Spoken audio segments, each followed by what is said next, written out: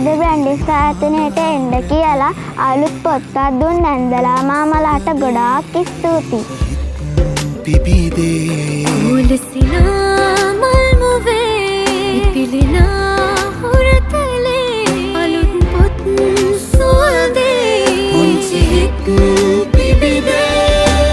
මම දැන් සේවය කරන්නලා අවුරුදු 13ක් විතර වෙනවා. මගේ ලොකු දුවටත් මේ වගේ මේ හම්බෙලා තියෙනවා. දැන් මේ ගමන මගේ පොඩි දුවට ගොඩක් සතුටුයි මේ වගේ ආයතනයක් එක්ක වැඩ කරන්න ලැබෙන්නේ.